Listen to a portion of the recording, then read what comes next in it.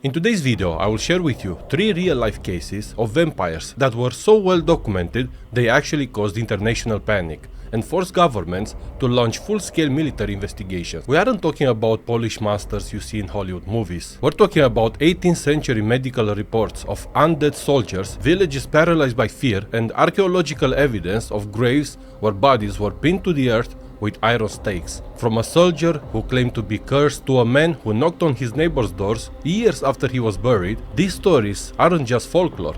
They are part of a dark historical record that science is still trying to explain today. But before we get there, welcome to Black Box Obscure, the channel where we uncover the best stories from urban legends to unsolved mysteries and anything in between. And if you enjoy even one single video from this channel, make sure to subscribe so you never miss any of our videos. So without further ado, let's open the black box.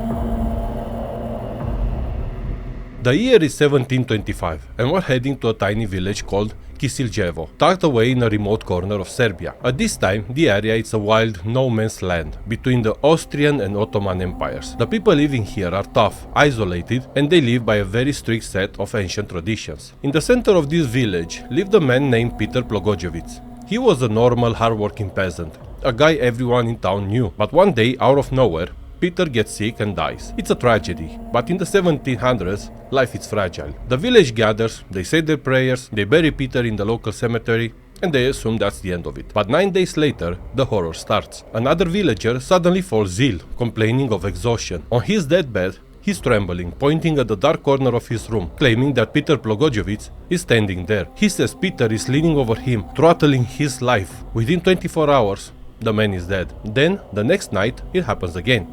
Another neighbor falls ill, claiming Peter visited them. Then another, and another. Within just 8 days, 9 people have dropped dead. All of them told the exact same story. Peter came back, and Peter is hungry. But the most terrifying report came from Peter's own house. His widow was sitting alone at night when she heard a heavy knock. She opened the door, and there stood her dead husband. He didn't look like a ghost. He looked solid. He didn't say much to her. He just stared at her and demanded his shoes. The woman was so traumatized, she didn't even wait for morning. She grabbed her things and sprinted out of the village, never to return. At this point, the village is in a total state of fight or flight. They go to the local imperial official, a man named Frombald. Now Frombald is an outsider, a man of logic and bureaucracy, sent by the Austrian government. The villagers tell him, "You have to help us dig Peter. He's a vampire." Frombald thinks they're losing their minds. He tells them they need a permit for that, they need to wait for the capital response. There's a legal process for exhumation. The villagers look at him with total desperation and say, "If you don't help us open that grave right now, we are leaving this village tonight and never coming back." Realizing he's about to lose an entire tax-paying town to a ghost story, Frombald agrees to witness the event. He grabs the local priest, the villagers grab their shovels, and they head to the cemetery under the grey morning sky. They reach Peter's plot and start digging. The air is thick, the mood is heavy, and Frombald is likely preparing for a lecture on how they're going to find the decomposing skeleton. They hit the wood of the coffin, they pry the lid open, and Frombald's jaw hits the dirt. Peter Plogojowitz has been dead and buried for 10 weeks, but his body hasn't rotted at all. In fact, he looks better than he did when he was alive. His skin isn't pale, it's rosy and healthy. His hair and beard have actually grown longer, but the details that sends the villagers into a frenzy is his mouth. It's covered in fresh, wet, bright red blood. Before Frombald can even process what he's seeing, the villagers move. They produce a sharpened wooden stake, they position it over Peter's chest and drive it through his heart. Frombald later wrote in his official report, which is still sitting in the Austrian archives today, that when the stake went in, a massive amount of completely fresh blood gushed out of Peter's mouth and ears. The villagers then burned the body, and just like that, the deaths in Kisiljevo stopped. But the story doesn't end here. Word of this vampire spread to the capital in Vienna. The emperor sent out military doctors, including a man named Johannes Flogenberg, to investigate another outbreak in a nearby village involving a soldier.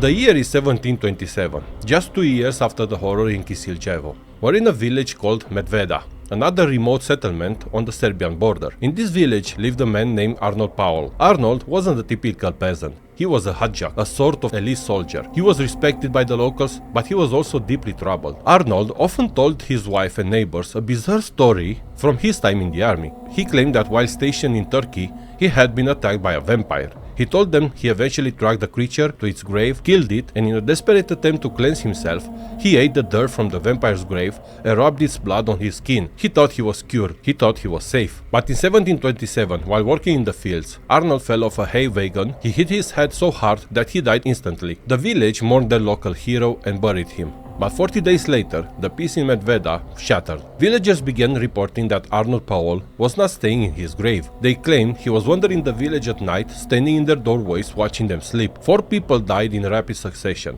all of them claiming on their deathbeds that Arnold had visited them and pressed the life out of them. The villagers, remembering the stories of Peter Plogojowitz from just 2 years prior, knew exactly what they had to do. They didn't wait for permission. They dug Arnold up. When they opened his coffin, they found his body was complete and uncorrupted. His veins were full of fluid blood, and his clothes and the coffin lid were soaked in red. They drove a stake through him, they burned him to ashes, and did the same to his 4 victims, thinking the nightmare was over. But here is where the story gets truly strange. 5 years passed. It's now 1731. Suddenly, people in Medveda starts dying again, and fast. In the span of 3 months, 17 people died. This didn't make any sense. Arnold Paole was ash. How could the infection return? The Austrian government was now terrified of a literal plague of the undead, so they sent a high-ranking military surgeon named Johannes Flukinger to investigate. Flukinger was a man of cold, hard facts. He began interviewing the survivors and realized something chilling. Arnold Paole hadn't just attacked people. Before he was staked, he had allegedly attacked the village cattle. The villagers had been eating the meat of the vampire-beaten cows for years. They believed the vampire essence had moved from Arnold into the livestock and finally into the people who ate the beef. It was like a food-borne supernatural illness. Flukinger began a massive systematic exhumation of the entire cemetery. He found dozens of bodies. Some were skeletons as expected, but others, like a woman named Stana, who had died 3 months earlier, looked like they were just sleeping. Her skin was firm, and when Flukinger cut into her chest with his scalpel, he reported that thick red blood flowed out. Flukinger was so disturbed that he didn't just write a local report. He wrote a formal medical document called Visum et Repertum. He concluded that while he couldn't explain how, something physically impossible was happening in Medveda. This report was the smoking gun. When it reached the scientists and philosophers in Europe, it linked the case of Peter Plogojowitz and Arnold Paole together as proof of a new terrifying phenomenon. It suggested that a vampire wasn't just one ghost. It was a parasite that could hide in the ground, in the blood, and even in the food you ate. But this vampire phenomenon didn't start with Peter or Arnold. Long before Bram Stoker wrote Dracula, and even decades before the cases of Peter and Arnold, there was a man who holds the terrifying title of the first officially documented vampire in the human history.